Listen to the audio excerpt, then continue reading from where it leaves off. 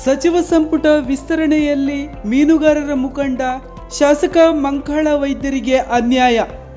ಪತ್ರಿಕಾಗೋಷ್ಠಿಯಲ್ಲಿ ಮೀನುಗಾರರ ಸಂಘಟನೆಯ ವತಿಯಿಂದ ಆಕ್ರೋಶ, ಹೋರಾಟದ ಪ್ರತಿಭಟನೆಯ ಎಚ್ಚರಿಕೆ.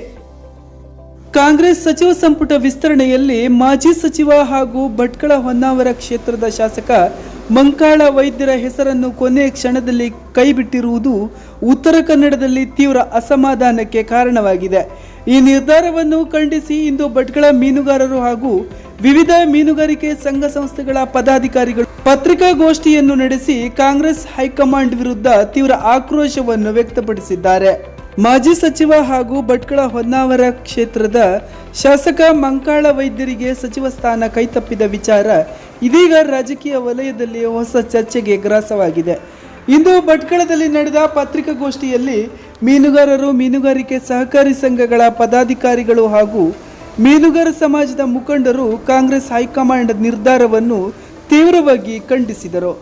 ಈ ಸಂದರ್ಭದಲ್ಲಿ ಮೀನುಗಾರರ ಮುಖಂಡ ಹಾಗೂ ಮೀನುಗಾರರ ಸಂಘಟನೆಯ ಪದಾಧಿಕಾರಿಯೂ ಆದ ಸಹಕಾರಿ ಸಂಘದ ಅಧ್ಯಕ್ಷರೂ ಆದ ವಿಠ್ಠಲ್ ದೈಮನೆಯವರು ಮಾತನಾಡಿ, ಮಂಕಾಳ ವೈದ್ಯರು ರಾಜ್ಯದ ಜನತೆಗೆ ಹಾಗೂ ವಿಶೇಷವಾಗಿ ಉತ್ತರ ಕನ್ನಡ ಜಿಲ್ಲೆಗೆ ಅನೇಕ ಜನಪರ ಯೋಜನೆಗಳನ್ನು ನೀಡಿದ್ದಾರೆ. ಜನ ಸಂಕಷ್ಟದಲ್ಲಿದ್ದಾಗ ಮೊದಲಿಗೆ ಸ್ಪಂದಿಸುವ ನಾಯಕ ಎಂದರೆ ಮಂಕಾಳ ವೈದ್ಯರು ಎಂದು ಹೇಳಿದರು. ಮೀನುಗಾರರು ಮೀನುಗಾರಿಕೆಗೆ ತೆರಳಿದ ಸಂದರ್ಭದಲ್ಲಿ ಸಮುದ್ರದಲ್ಲಿ ದುರ್ಮರಣಕ್ಕೀಡಾದರೆ ಹಿಂದೆ ಯಾವುದೇ ಪರಿಹಾರ ಸರಿಯಾಗಿ ದೊರೆಯುತ್ತಿರಲಿಲ್ಲವಾಗಿತ್ತು. ಆದರೆ ಮಂಕಾಳ ವೈದ್ಯರು ಸಚಿವರಾದಾಗಿನಿಂದ ಅಂತಹ ಕುಟುಂಬಗಳಿಗೆ 10 ಲಕ್ಷ ಪರಿಹಾರ ದೊರೆಯುವ ಯೋಜನೆಯನ್ನು ಜಾರಿಗೆ ತಂದರು ಎಂದು ಅವರು ನೆನಪಿಸಿದರು. ಇತ್ತೀಚೆಗೆ ಶಿರಾಲಿ ತಟ್ಟಿಹಕ್ಕಲಿನ ದುರಂತದಲ್ಲಿ ಮೃತಪಟ್ಟ ಮೀನುಗಾರರ ಕುಟುಂಬಗಳಿಗೆ ಕೇವಲ 5 ದಿನಗಳಲ್ಲೇ 1 ಕೋಟಿಗೂ ಅಧಿಕ ಪರಿಹಾರ ಒದಗಿಸುವಲ್ಲಿ ಮಂಕಾಳ ವೈದ್ಯರು ಪ್ರಮುಖ ಪಾತ್ರವನ್ನು ವಹಿಸಿದರು. ಕ್ಷೇತ್ರದ ಜನರು ತಮ್ಮ ಸಮಸ್ಯೆಯೊಂದಿಗೆ ಶಾಸಕ ಮಂಕಾಳ ವೈದ್ಯರ ಮನೆಗೆ ತೆರಳಿದರೆ ಶಾಸಕರು ಯಾರನ್ನು ಬರಿಗೈಯಲ್ಲಿ ಕಳಿಸಿದ ಉದಾಹರಣೆಯೇ ಇಲ್ಲ. ಉತ್ತರ ಕನ್ನಡದಲ್ಲಿ ಕಾಂಗ್ರೆಸ್ ಪಕ್ಷವನ್ನು ಬಲಿಷ್ಠವಾಗಿ ಕಟ್ಟಿದ ನಾಯಕನಿಗೆ ಸಚಿವ ಸ್ಥಾನ ನಿರಾಕರಿಸಿರುವುದು ಮಂಕಾಳ ವೈದ್ಯರಿಗೆ ಮಾತ್ರವಲ್ಲ, ಇಡೀ ಉತ್ತರ ಕನ್ನಡ ಜಿಲ್ಲೆಗೆ ಮಾಡಿದ ಅನ್ಯಾಯ ಎಂದು ಅವರು ಆಕ್ರೋಶವನ್ನು ವ್ಯಕ್ತಪಡಿಸಿದರು. ಒಮ್ಮೆ ಸಚಿವರ ಪಟ್ಟಿಯಲ್ಲಿ ಹೆಸರು ಪ್ರಕಟಿಸಿ ನಂತರ ಕೊನೆ ಕ್ಷಣದಲ್ಲಿ ಕೈಬಿಟ್ಟಿರುವುದು ಜಿಲ್ಲೆಯ ಜನತೆಗೆ ಮಾಡಿದ ದ್ರೋಹವಾಗಿದೆ. ಈ ಅನ್ಯಾಯ ಸರಿಪಡಿಸಿ ಮಂಕಾಳ ವೈದ್ಯರಿಗೆ ಸೂಕ್ತ ಸ್ಥಾನಮಾನ ನೀಡಬೇಕು. ಇಲ್ಲದಿದ್ದರೆ ರಾಜ್ಯದಾದ್ಯಂತ ಮೀನುಗಾರರ ಸಮುದಾಯ ಹೋರಾಟ ನಡೆಸಲಿದೆ ಎಂದು ಎಚ್ಚರಿಕೆಯನ್ನು ನೀಡಿದರು. ಅವರಿಗಿರುವಂತ ಏನು ಇಲಾಖೆ ಬಗ್ಗೆ ಇಚ್ಛಾಶಕ್ತಿ ಅಥವಾ ಮೀನುಗಾರರ ಬದುಕು ಭವಣೆಗಳನ್ನ ಯಾವ ರೀತಿಯಾಗಿ ಅವರು ನಿರ್ವಹಿಸಿದ್ದಾರೆ ಹೇಳತಕ್ಕಂಥ ಮಾತನ್ನ ಅವತ್ತು ಸನ್ಮಾನ್ಯ ಡಿ.ಕೆ. ಶಿವಕುಮಾರ್ ಹೇಳಿದರು. ಅವತ್ತು ನಾವೆಲ್ಲ ಮೀನುಗಾರ ಮುಖಂಡರುಗಳು, ನಾವೆಲ್ಲ ಸೊಸೈಟಿಗಳ ಅಧ್ಯಕ್ಷರುಗಳು, ಆಮೇಲೆ ನಿರ್ದೇಶಕರೆಲ್ಲ ಹೋಗಿದ್ರು ಆ ವಿಶ್ವ ಮೀನುಗಾರರ ದಿನಾಚರಣೆ. ಬಹಳ ನನಗನ್ನಿಸ್ತು ಅವಾಗೇನು ಕೇಳಿದ್ರೆ, ಇಂಥ ಒಬ್ಬ ನಾಯಕನ ನಾವು ಇಟ್ಟುಕೊಂಡು ಇಷ್ಟು ವರ್ಷ ನಾವು ಕಾದಿದ್ದೇವೆ. ಆದರೆ ಈ 3.5 ವರ್ಷದ ಮಂತ್ರಿಮಂಡಲ ಪುನರಚನೆಯಲ್ಲಿ ಇಂಥ ಒಬ್ಬ ನಾಯಕನನ್ನ ಬಿಟ್ಟು ಇನ್ಯಾರಿಗೋ 3ನೇ ವ್ಯಕ್ತಿಗೆ ಅದನ್ನ ಕೊಡ್ತಾರೆ ಅಂತ ಹೇಳಿದವರಿಗೂ ಸಮಾಜಕ್ಕೆ, ಮೀನುಗಾರರ ಸಮಾಜಕ್ಕೆ ಬಹಳ ತುಂಬಲಾರದ ನಷ್ಟ ಆಗಿದೆ ಅಂತ ಹೇಳಿ ನಾನು ಬಯಸ್ತೇನೆ. ಪುನರಚನೆಯಲ್ಲಿ ಅಂತ ಒಂದು ವ್ಯಕ್ತಿತ್ವದ ನಾಯಕನನ್ನು ನಾವು ಅವನು ಗುರುತಿಸ್ಲಿಕ್ಕೆ ಆಗಲಿಲ್ಲ ಅಂತ ಹೇಳಿದು ಇದು ಮೇಲ್ನೋಟಕ್ಕೆ ಬೇರೆ ರೀತಿಯ ಅರ್ಥ ಕೊಡುವಂತ ರೀತಿ ಕಾಣ್ತಾ ಇದೆ. ನಾವೆಷ್ಟೇ ಪ್ರಬುದ್ಧರಾಗಿರ್ಬೋದು, ಸರ್ಕಾರ ಅವರು ನಡೆಸಲಿಕ್ಕೆ ಎಷ್ಟೋ ತೊಂದರೆಗಳಾಗಿರ್ಬೋದು, ಸಾಕಷ್ಟು ಸಮಸ್ಯೆಗಳು ಇದ್ದಿರಬಹುದು, ಇಲ್ಲ ಅಂತ ನಾನು ಹೇಳೋದು. ಸರ್ಕಾರದ ಎಐಸಿಸಿಯಲ್ಲಿ ಏನು ಪಠ್ಯ ಪ್ರಕಟ ಆದ ನಂತರ ಪುನಃ ಎಡಿಷನಲ್ ಒಂದು ಸೀಟನ್ನು ಕೊಟ್ಕೊಂಡವರು ಈ ರೀತಿ ಅನ್ಯಾಯ ಮಾಡ್ತಾರೆ ನಮಗೂ ಕೂಡ ಗೊತ್ತಾಗಲಿಲ್ಲ. ಹಾಗಂತ ಮಂಕಾಳ ವೈದ್ಯರು ಕೂಡ ಯಾರು ಕೂಡ ಲಾಬಿ ಮಾಡಲಿಕ್ಕೆ ಕೂಡ ಹೋಗಲಿಲ್ಲ. ಲಾಬಿ ಮಾಡುವಾಗ ಅವ್ರ ಆ ಒಂದು ತಾಕತ್ತು ಕೂಡ ಇತ್ತು. ಅವ್ರ ಸರ್ಕಾರದ ಮೇಲೆ, ಮುಖ್ಯಮಂತ್ರಿಗಳ ಮೇಲೆ ಅವರಿಗೆ ಪೂರ್ಣ ಪ್ರಮಾಣದ ವಿಶ್ವಾಸ ಇತ್ತು, ತನ್ನನ್ನು ಕೂಡ ಇದನ್ನು ಸೇರ್ಪಡೆ ಮಾಡಿಕೊಳ್ತಾರಂತೆ. ಆಗಿದ್ದು ಕೂಡ ನಿಜನೇ.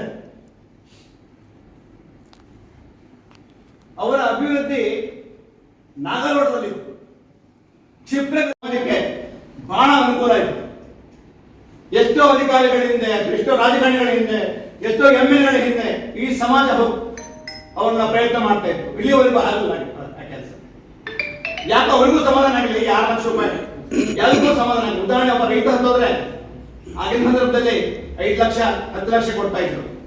ಒಬ್ಬ ಹಾವು ಸತ್ತೋದ್ರು ಕೂಡ ಅವ್ರಿಗೆ 10 ಲಕ್ಷ ಕೊಡ್ತಾ ಇದ್ರು.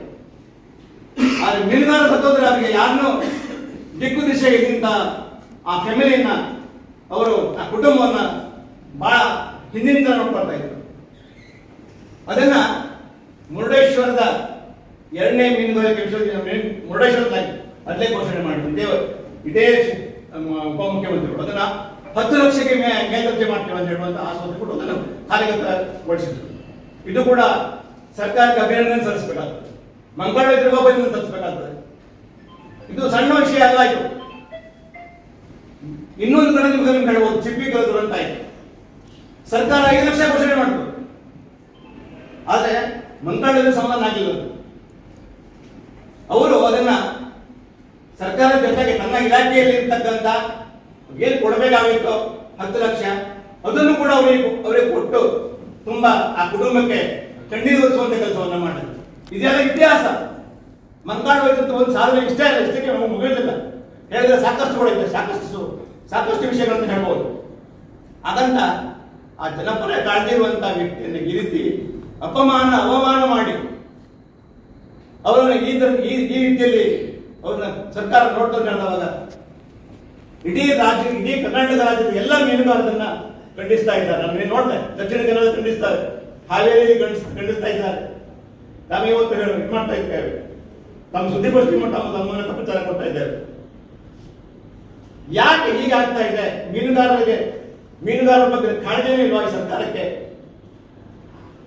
ಯಾರೋ ಒಬ್ಬ ಉನ್ನತ ಸ್ಥಾನಮಾನ ಹೊಂದಿರುವಂತ ಅಥವಾ ಉನ್ನತ ಕುಟುಂಬ ಹೊಂದಿರುವಂತ, ಉನ್ನತ ಹಿನ್ನೆಲೆ ಹೊಂದಿರುವಂತ ಒಬ್ಬ ವ್ಯಕ್ತಿಯನ್ನ ಇವರನ್ನ ಕಡೆಗಣಿಸಿ ಅವರನ್ನ ಆ ಜಾಗಕ್ಕೆ ಅವರನ್ನು ತಂದು ಸೇರ್ಪಡೆ ಮಾಡ್ತಾರೆ ಅನ್ನೋದು ನಿಜಕ್ಕೂ ಖಂಡನೀಯ ಕೂಡ ಆಗ್ತದೆ. ಇದು ಸರ್ಕಾರದ ಮೇಲೆ ಕೂಡ ಕೆಟ್ಟ ಪರಿಣಾಮ ಕೂಡ ಬೀರ್ತಾ ಇದೆ. ಇವತ್ತು ನೋಡಿ ತಾವೆಲ್ಲ ಮಾಧ್ಯಮಗಳನ್ನು ನಾವು ನೋಡ್ತಾ ಇದ್ದೇವೆ, ಕೆಲ ಮಾಧ್ಯಮಗಳು ಬರ್ತಾ ಇದ್ದಾರೆ, ಅವರವರ ವಿವೇಚನೆಗೆ ಬರ್ತಾ ಇದ್ದಾರೆ. ಮಂಗಳೂರಿಗೆ ದೊಡ್ಡ ಅನ್ಯಾಯ ಮಾಡಿದ್ದಾರೆ ಸಮಾಜ, ಈ ಸರ್ಕಾರ ಅಂತ. ಈ ರೀತಿ ಲೋಕಗಳು ಬರಬಾರ್ದು. ಹಾಗಂತ ಆ ಸಚಿವ ಪಟ್ಟೇಲ್ ಇಲ್ಲೇ ಇದ್ರು ಬೇಜಾರಲ್ಲೇ. ಮಂಗಳೂರಿಗೂ ಸಮಾಧಾನ ಇತ್ತು, ಮೀನುಗಾರ ಸಮಾಜಕ್ಕೂ ಸಮಾಧಾನ ಇತ್ತು. ಆ ಸಮಾಜ ಪಟ್ಟೇಲಿ ಸೇರಿಸಿಕೊಂಡು ಈ ರೀತಿಯ ಅವಮಾನವನ್ನು ಮಾಡಿದ್ದಕ್ಕೂ ಖೇದಕರ, ಖಂಡನೀಯ ಕೂಡ. ಇನ್ನು ಒಂದು ಜಿಲ್ಲೆ ಮಟ್ಟದಲ್ಲಿ ಹೇಳೋದಾದ್ರೆ, ಮೊನ್ನೆ ಕಳೆದ 2 ವರ್ಷದಿಂದ ನಮ್ಮ ಶಿರೂರು ಗುಡ್ಡ ದುರಂತ, ಸ್ವತಃ ಉಸ್ತುವಾರಿ ಮಂತ್ರಿಗಳು ಸ್ವತಃ ನಿಂತು ಕೆಲಸ ಮಾಡಿದ್ದಾರೆ. ಇದೆಲ್ಲ ಇತಿಹಾಸ. ನಾವೆಲ್ಲ ನೋಡಿದ್ದೇವೆ, ಎಷ್ಟೋ ಮಂತ್ರಿಗಳನ್ನ ನೋಡಿದ್ದೇವೆ. ಯಾವುದೇ ಮಂತ್ರಿ ಕೂಡ ಬರ್ತಾರೆ, ವಿಸಿಟ್ ಮಾಡ್ತಾರೆ, ಅಧಿಕಾರಿಗಳಿಗೆ ಆದೇಶ ಮಾಡ್ತಾರೆ, ಹೋಗ್ಬಿಡ್ತಾರೆ. ಇದೇ ಸಂದರ್ಭದಲ್ಲಿ ಮೀನುಗಾರರ ಮುಖಂಡ ರತ್ನಾಕರ್ ಕಾರ್ವಿ ಅವರು ಮಾತನಾಡಿ, ಉತ್ತರ ಕನ್ನಡದ ಸಮರ್ಥ ನಾಯಕ ಮೀನುಗಾರರ ಮುಖಂಡ ಮಂಕಾಳ ವೈದ್ಯರಿಗೆ ಕಾಂಗ್ರೆಸ್ ಪಕ್ಷ ಅನ್ಯಾಯ ಮಾಡಿದೆ. ಪಟ್ಟಿಯಲ್ಲಿ ಹೆಸರನ್ನು ಸೇರಿಸಿ ಬಳಿಕ ಕೈಬಿಟ್ಟಿರುವುದು ಜಿಲ್ಲೆಯ ಜನರ ಭಾವನೆಗೆ ಧಕ್ಕೆ ತಂದಂತಾಗಿದೆ ಎಂದು ರತ್ನಾಕರ್ ಕಾರ್ವಿ ಹೇಳಿದರು. ನಮ್ಮ ಸಮಾಜ ಸಣ್ಣದು ಎಂಬ ಕಾರಣಕ್ಕೆ ಈ ರೀತಿಯ ನಿರ್ಧಾರ ಕೈಗೊಂಡಿರಬಹುದು, ಆದರೆ ಮೀನುಗಾರರ ಸಮುದಾಯವನ್ನು ಯಾರು ದುರ್ಬಲ ಎಂದು ಭಾವಿಸಬಾರದು. ಮಂಕಾಳ ವೈದ್ಯರು ಸಜ್ಜನ ಸರಳ ನಾಯಕರು, ತಮಗಾಗಿ ಲಾಬಿ ಮಾಡುವ ವ್ಯಕ್ತಿಯಲ್ಲ. ಇದೇ ಅವರ ವಿರುದ್ಧ ಕೆಲಸ ಮಾಡಿದೆ ಎಂದು ಆರೋಪಿಸಿದರು. ಮಂಕಾಳ ವೈದ್ಯರು ಮೌನವಾಗಿರಬಹುದು, ಆದರೆ ಮೀನುಗಾರರ ಸಮುದಾಯ ಮೌನವಾಗುವುದಿಲ್ಲ.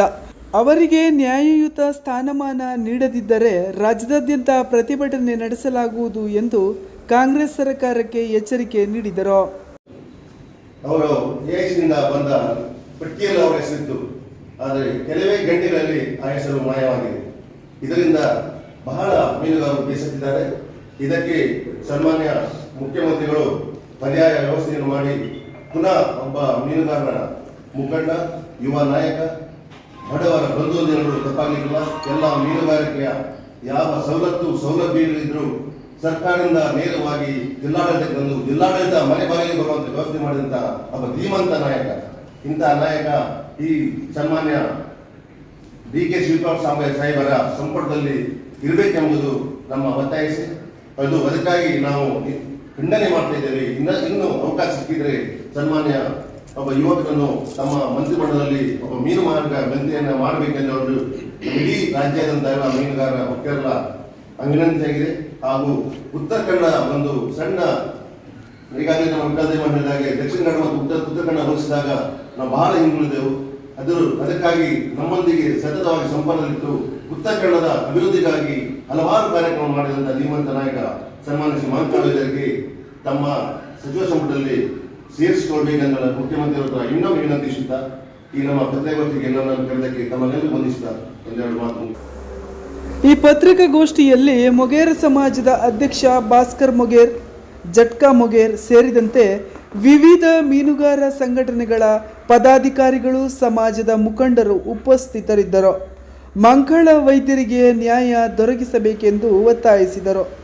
ಮೀನುಗಾರ ಸಮಾಜದ ಈ ಬಹಿರಂಗ ಎಚ್ಚರಿಕೆ ಕಾಂಗ್ರೆಸ್ ಹೈಕಮಾಂಡ್ ಯಾವ ರೀತಿ ಪರಿಗಣಿಸುತ್ತದೆ ಎಂಬುದು ಈಗ ರಾಜಕೀಯ ವಲಯದಲ್ಲಿ ಕುತೂಹಲಕ್ಕೆ ಕಾರಣವಾಗಿದೆ. ಕರಾವಳಿ ಸಮಾಚಾರ ನ್ಯೂಸ್ ಬ್ಯೂರೋ.